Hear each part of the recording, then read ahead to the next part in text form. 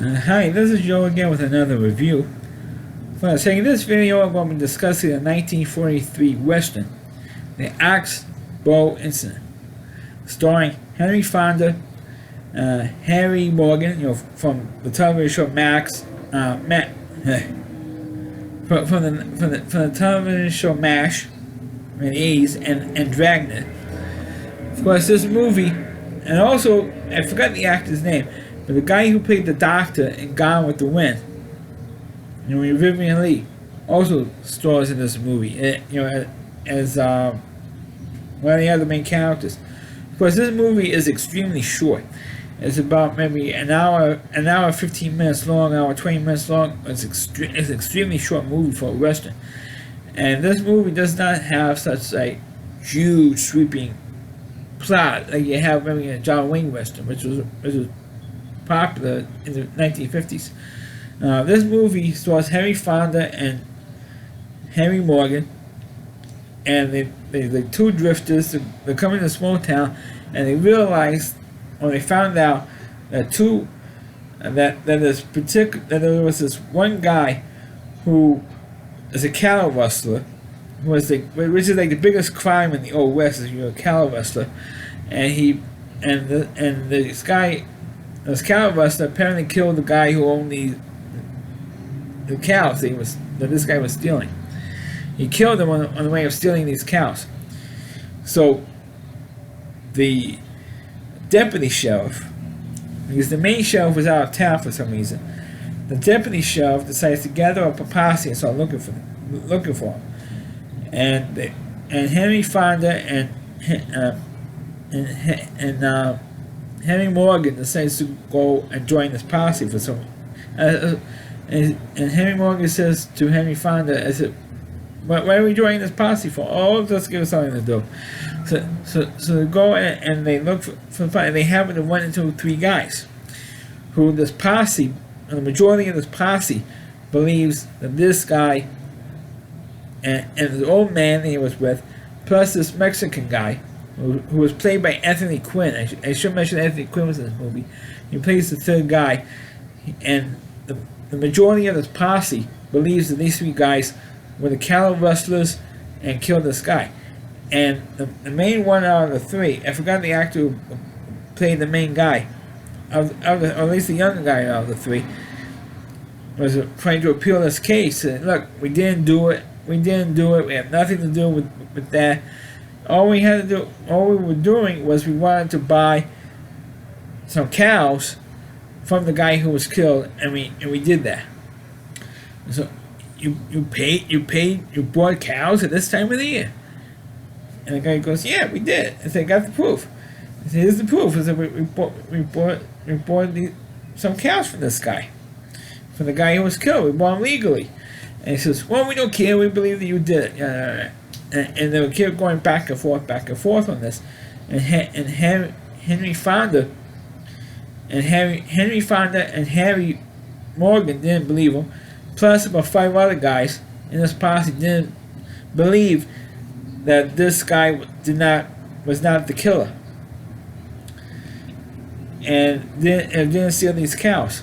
But guess what? The guy gets killed. They decided to, this posse decides to hang these three guys anyway, even though they were completely innocent. And you really weren't sure if they were completely innocent or not. But as soon as these three guys were hung, not only were they hung, but they were shot. On top of that, to make sure they really were dead. So as soon as this posse kills these three guys, here comes the real shell comes along and says, "Hey, they didn't kill." And say, "Hey, what are you guys doing?" And so, "Well, these are the three guys who killed who killed this guy. These are the three cattle rustlers." And the sheriff says, "They're not the cattle rustlers." Drop the bomb on them and says, "These are not the cattle rustlers. I just killed the cattle rustler, the actual guy." And they're like, "No, these are the guys. No, this is the what I call was the guy." And the guy who was killed, he's doing okay. He's fine. And so now basically they killed this mad posse killed three innocent guys. and the leader of the three guys gave Henry Fonda a letter, and Henry Fonda read this letter to the people in the bar. And now all the guys in the bar who were part of this posse who voted to kill the innocent guy, now all feel guilty about it.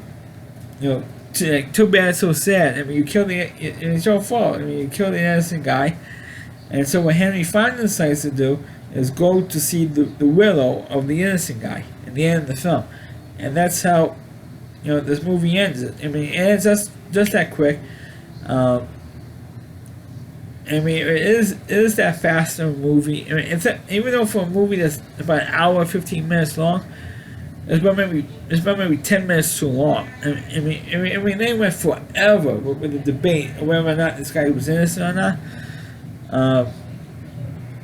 I mean, it's kind of like an hour, 15-minute version of a Twilight Zone episode. I mean, that's what it feels like to me. Even though the Twilight Zone didn't air to about 16 years later on television, because there was really no TV in 1943. But it feels like a Twilight Zone episode. It was oops, they hung an innocent guy. It felt like it had that type of a feel to it. But the Oxbow incident it's really, it's really, if you knew what the ending was, I kind of knew what the ending was in this film. I never saw this movie. This was the first time I ever saw this movie, but I already knew where the ending was because I looked it up on Wikipedia. I already knew where the ending was, and it doesn't come as a shock. To me, if you never looked it up on Wikipedia what the ending is, you can pretty much figure out what the ending is without even having to look it up on Wikipedia, like I did. But this movie, I mean, Henry Fonda gave a good performance, and so does Henry Morgan. I thought everybody in general gave a pretty good, if not a pretty good, if not a decent at least performance in this film. But I think this film was way too short. And my only complaint is that the debate just before the hanging went on way too long. The debate was going on. I thought it would be better if that was cut down short a little bit.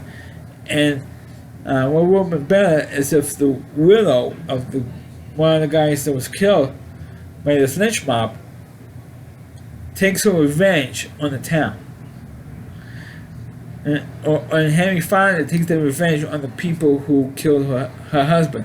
And that's what typically would happen in one of these westerns, would be something like that the widow would take her revenge on this town. I mean, that's what should have happened in the end of this movie, and then the people who were responsible would be killed.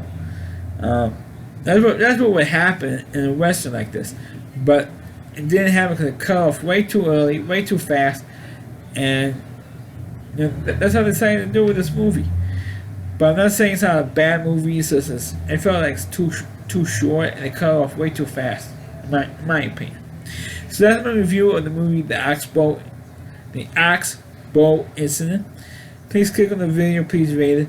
Please subscribe to my channel. Please forward this video on your Facebook pages. You can check out all my reviews on my YouTube channel at RowleyC.com. It's on WDY. And that's C.com. It's a homepage to my reviewer, Chris Lee Moore. Please check out all of his videos on his website. Thanks for watching. I'll catch you next time.